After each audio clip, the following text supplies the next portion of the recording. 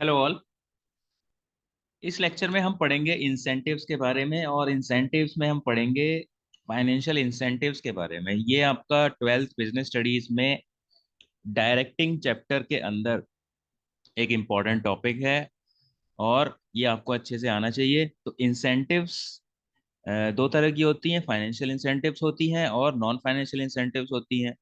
तो mainly incentives का objective क्या होता है कि जो लोग अच्छा काम करते हैं उनको कुछ एक्स्ट्रा पेमेंट किया जाता है, कुछ एप्रिसिएशन दिया जाता है। तो जो लोग अच्छा काम करते हैं उनको कुछ मनी टर्म्स में कुछ दिया जाता है, तो उसको फाइनेंशियल इंसेंटिव्स बोला जाता है। जैसे कि ये पिक्चर है, यहाँ पे जो मैन ऑफ द मैच मिला बना है उसको 5 लाख रुपए का इनाम मिला है, चेक मिला है, ठीक है। तो इस चीज को आप क्या है, पैसे में कन्वर्ट कर सकते हो, पैसे में मेजर कर सकते हो, तो इसको फाइनेंशियल इंसेंटिव्स बोलेंगे। और अगर कोई अच्छा काम करता है उसको कोई ट्रॉफी मिलती है या अप्रिसिएशन होता है, ठीक है, या उनका नाम जो है कंपनी के जो नोटिस बोर्ड होता है वहाँ पे best performers of the week या फिर best performers of the month, इस तरीके से उनका नाम मेंशन किया जाता है कि ये अच्छा काम कर रहे हैं। तो वो पैसे में तो कुछ मिला नहीं, तो उसको हम नॉन फाइनेंशियल इंसेंटिव बोलते हैं। तो अब फाइनेंशियल इंसेंटिव्स की डेफिनेशन क्या है? ऐसी कोई भी इंसेंटिव जिसको आप पैसे में मेजर कर सकते हो। तो financial incentives are the incentives which are in direct monetary form और measurable in monetary terms and serve to motivate people for better performance. तो ऐसी कोई चीज जो डायरेक्ट मॉनेटरी टर्म्स में दी जाती है, ठीक है। So these incentives may be provided to individual और ग्रुप या टीम बेसिस। तो इंडिविजुअल कोई अच्छा काम कर रहा है तो एक एम्प्लॉय को दे दो, ठीक है, या फिर कोई टीम अच्छा काम कर रही है उस टीम को इंसेंटिव दे दो। तो नॉर्मली ग्रुप इंसेंटिव्स मिलता है सेल्स की जॉब में। तो सेल्स की अगर कोई जो टीम बनाई हुई है 5-6 सेल्समैन की, और 5-5 6-6 सेल्समैन की अलग अलग टीम्स हैं, तो जो टीम बेस्ट परफॉर्म करेगी मिलके उस टीम को इनाम दिया जाएगा, और जो टीम को इनाम दिया जाएगा उसके अंदर जो मेंबर्स हैं उनको इक्वली डिस्ट्रीब्यूट कर दोगे उस इनाम को। तो फाइनेंशियल इंसेंटिव्स के एग्जांपल्स क्या होते हैं? फाइनेंशियल इंसेंटिव्स के एग्जांपल ये होते हैं: pay and allowance, productivity linked wage incentive, bonus, profit sharing, co-partnership या फिर स्टॉक ऑप्शन, रिटायरमेंट बेनिफिट्स और परक्विजिट्स। तो परक्विजिट्स को हम पर्क्स भी बोलते हैं, ठीक है। तो ये सब फाइनेंशियल इंसेंटिव में आते हैं, और एक एक करके हम देखते हैं कि इनका क्या मीनिंग है। सो पे एंड अलाउंस, पे एंड अलाउंस का मतलब क्या है? आपको सैलरी मिलती है, ठीक है, और आपकी ट्रैवलिंग जॉब है तो आपको ट्रैवलिंग अलाउंस ये सब मिलते हैं, या फिर मेडिकल अलाउंस मिलते हैं, ठीक है। ये सब क्या है, आपके पे एंड अलाउंस के अंदर आते हैं। और सैलरी, सबसे पहले हमको सैलरी मोटिवेट करती है काम करने के लिए। हमारी सैलरी अच्छी होगी तो हम ज़्यादा अच्छा काम करेंगे। तो salary is the basic monetary incentive for every employee. Salary include, salary में कई चीज आती है, एक तो बेसिक सैलरी आती है, और डियरनेस अलाउंस आता है। डियरनेस अलाउंस क्या होता है? इसको हिंदी में बोलते हैं महंगाई भत्ता। तो किसी बड़े शहर में अगर आप रह रहे हो तो डीए ज़्यादा मिलता है, किसी छोटे शहर में अगर आप रह रहे हो तो डीए कम मिलता है। और other allowances such as travel allowance, तो जो ट्रैवल की जॉब होती है, जिन लोगों की सेल से रिलेटेड या मार्केटिंग से रिलेटेड, उनको ट्रैवल अलाउंस मिलता है। और मेडिकल अलाउंस मिलता है। मेडिकल अलाउंस का मतलब क्या है कि आपका मेडिकल एक्सपेंसेस जो हैं उनको कवर करने के लिए एक फिक्स अमाउंट दिया जाता है एम्प्लॉयर से। तो ये जितने भी सैलरीज और अलाउंसेस हैं ये सारे फाइनेंशियल इंसेंटिव्स हैं। ऑफ कोर्स पैसे में मिलते हैं, ये मनी टर्म्स में मिलते हैं। तो pay and allowances are subject to increments every year. हमको पता है कि जो सैलरी मिलती है उसमें हर साल इंक्रीमेंट होता है। और नॉर्मली क्या है, जब इंक्रीमेंट हमें अच्छा नहीं लगता है तो हम क्या सोचते हैं कि जॉब चेंज कर देते हैं। तो जॉब चेंज करने में हमको इंक्रीमेंट मिल जाता है। तो sometimes the pay hikes and increments may be link to the performance और the productivity of the employees. तो मोस्टली क्या है, सैलरी इंक्रीमेंट परफॉर्मेंस के बेस पे होता है। जो लोग अच्छा काम करते हैं उनकी सैलरी ज़्यादा बढ़ती है, और जो लोग अच्छा काम नहीं करते उनकी सैलरी कम बढ़ती है। तो पहला आपका फाइनेंशियल इंसेंटिव हो गया पे एंड अलाउंसेस। और पेड अलाउंसेस में आपको देखो, पे तो सैलरी हो गई, और अलाउंसेस में आपको थोड़ा एक दो अलाउंसेस के नाम पता होने चाहिए: ट्रैवलिंग अलाउंस, मेडिकल अलाउंस, ठीक है, और डियरनेस अलाउंस, और फिर प्रोडक्टिविटी लिंक्ड वेज इंसेंटिव। तो यानी कि प्रोडक्टिविटी लिंक का मतलब आपकी जो प्रोडक्टिविटी है हर महीने आपकी सैलरी में, ठीक है, आपने जो लास्ट मंथ काम किया है उसके बेस पे, जैसा भी काम किया है उसके बेस पे आपको कुछ इंसेंटिव मिलते हैं। जैसे सेल्स का जो जॉब होता है उसमें ये बहुत कॉमन होता है। तो जिनकी सेल ज़्यादा होती है, जो ज़्यादा अमाउंट का सेल करते हैं या ज़्यादा कस्टमर बनाते हैं बिजनेस के, उनको प्रोडक्टिविटी लिंक्ड वेज इंसेंटिव मिलता है सैलरी वगैरह से ऊपर एक्स्ट्रा। तो several wage incentive plans aim at linking payment of wages to increase in productivity at individual and group level. Taylor's differential piece wage system is one such example. तो आपने क्या है, टेलर की जो टेक्निक्स पढ़ी थी scientific management की, उसमें एक था डिफरेंशियल पीस वेज सिस्टम। तो इसमें क्या था कि तीन तरह के वर्कर्स में हम क्लासिफाई किया था, एवरेज वर्कर और एफिशिएंट वर्कर और इनएफिशिएंट वर्कर्स।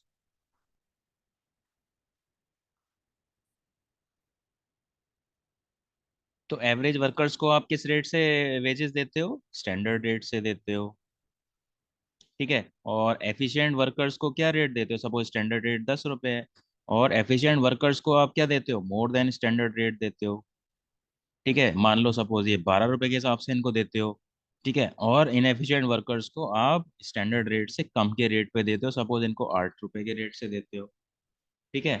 तो average worker, suppose average worker ने 100 यूनिट बनाई और एफिशिएंट ने 120 बनाई और इनएफिशिएंट ने 90 बनाई, ठीक है। और आपका टारगेट कितना था? 100 था, ठीक है।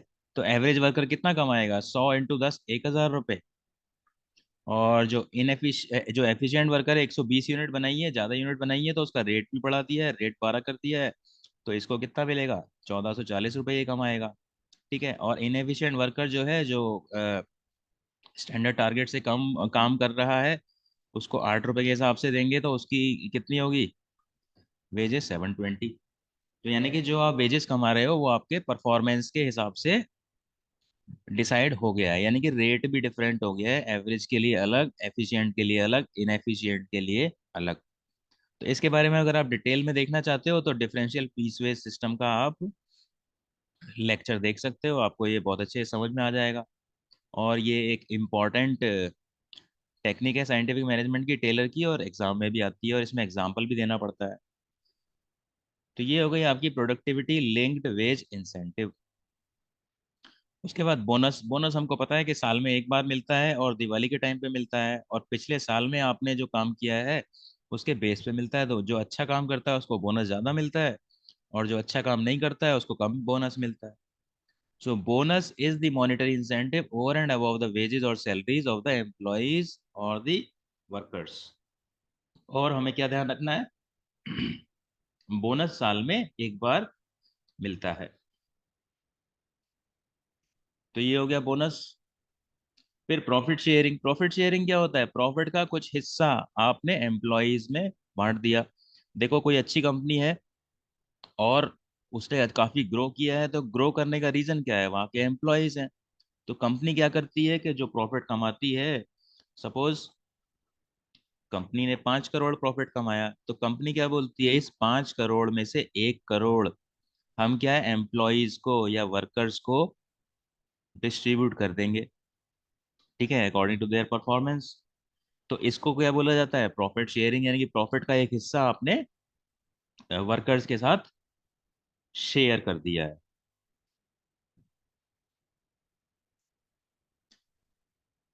तो profit sharing means providing a part of the profit of the business to the employees और workers of the organisation. Employees aim to increase their performance so that the overall profit increases.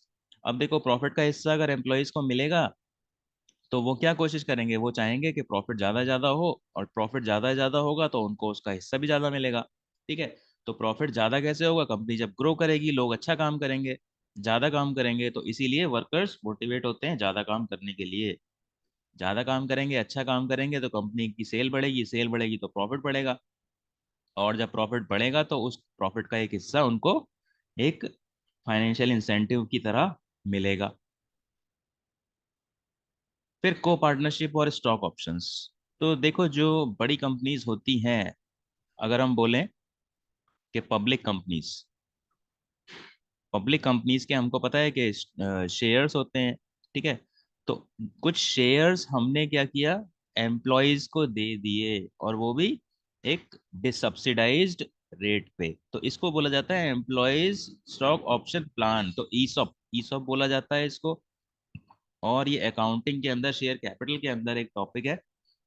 बस आपको theory में पता होना चाहिए कि ESOP क्या होता है। इसकी एंट्री वगैरह तो खैर आप हायर लेवल पे जब अकाउंटिंग पढ़ोगे उसमें आएंगी। तो यानी कि कंपनी का जो शेयर है, मान लो एक कंपनी के शेयर का मार्केट प्राइस है 100 रुपये, ठीक है। और कंपनी ने बोला कि हम हर एम्प्लॉय को 10 शेयर देंगे, ठीक है, किस रेट पे, 70 रुपये पे, ठीक है। यानी कि जितना मार्केट रेट है उससे कम रेट पे आप एम्प्लॉयज को शेयर देते हो। अब एम्प्लॉयज को अगर आप शेयर दे दोगे तो शेयर होल्डर कौन होते हैं, एक कंपनी के मालिक होते हैं। तो एक एम्प्लॉयज में भी एक मालिक वाली फीलिंग आएगी, वो सोचेंगे कि हमारे पास भी, हम जिस कंपनी में काम कर रहे हैं उसके शेयर्स हैं, और हम भी इस कंपनी के मालिक हैं। तो जब आप मालिक की तरह सोचोगे तो ऑफ कोर्स आप ज़्यादा अच्छा परफॉर्म करने की कोशिश करोगे। तो under the scheme employees are offered shares of the company at a set price which is generally lower than the market price. Such schemes are also called ESOP, employees stock option plan. तो आपको इसकी ना full form पता होनी चाहिए, ESOP की full form क्या होती है। और allotment of shares creates a feeling of ownership. मैंने अभी आपको बताया था कि ओनरशिप की फीलिंग आती है एम्प्लॉयज में उसे जब एम्प्लॉयज को अपनी खुद की कंपनी के शेयर्स मिलते हैं among the employees and they contribute more for the growth of the organization, ठीक है। तो ये हो गया आपका को पार्टनरशिप या फिर स्टॉक ऑप्शन। और Infosys has implemented such scheme as part of managerial compensation. तो इन्फोसिस एक कंपनी है जो अपने एम्प्लॉयज को शेयर्स देती है सब्सिडाइज रेट पे। तो मैनेजरियल कंपेंसेशन का मतलब ये मैनेजर्स को देती है ये, ठीक है। तो अपने मैनेजर्स को ये सब्सिडाइज रेट पे इन्फोसिस के शेयर्स देते हैं। और फिर रिटायरमेंट बेनिफिट्स क्या होता है कि जब आप काम करोगे और 60 साल में आप रिटायर हो जाओगे तो कंपनी आपको क्या देती है, कुछ पेंशन वगैरह देती है, प्रोविडेंट फंड देती है, ग्रेचुटी देती है, ठीक है। तो several retirement benefits such as provident fund, pension, gratuity provide financial security to the employees after they retire. तो इनका पैसा, प्रोविडेंट फंड का तो पैसा एक साथ मिल जाता है रिटायरमेंट पे, ठीक है। ग्रेचुटी का भी एक साथ मिल जाता है, लेकिन जो पेंशन होती है वो आपको हर महीने के हिसाब से मिलती है, ठीक है। तो रिटायरमेंट के बाद पेंशन से ही खर्चा चलता है लोगों का। और प्रोविडेंट फंड का जो पैसा होता है और ग्रेचुटी का पैसा होता है वो कहीं एफडी वगैरह में इन्वेस्ट कर देते हैं, जिससे कि उनको इंटरेस्ट मिलता है। तो उससे भी उनकी इनकम क्रिएट होती है। So this is an incentive for employees to work for an organisation for a long period of time. तो जब आप एक कंपनी में आप लंबे टाइम तक काम करोगे तभी आपको रिटायरमेंट बेनिफिट्स मिलेंगे।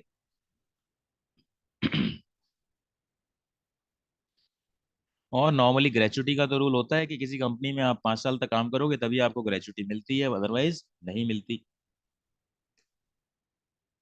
उसके बाद परक्विजिट्स या फिर पर्क्स बोलते हैं, ये फैसिलिटीज होती हैं जो एम्प्लॉयज को कंपनी देती है। तो आपने देखा होगा नॉर्मली जो मैनेजर्स होते हैं उनको कंपनी गाड़ी देती है, ठीक है, चलाने के लिए। और एक ड्राइवर भी दे देती है, ठीक है। और आपके अगर स्कूल में प्रिंसिपल्स वगैरह हैं, प्रिंसिपल को भी जो स्कूल के मालिक हैं वो गाड़ी देते हैं चलाने के लिए, ठीक है। तो इनको बोला जाता है परक्विजिट्स। या फिर रहने के लिए मकान दे दिया फ्री में, ठीक है।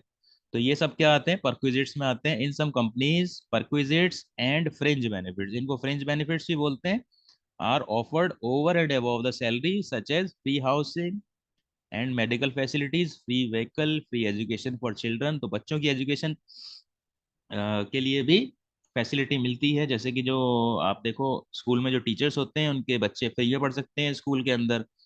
तो ये क्या है, ये परक्विजिट्स है।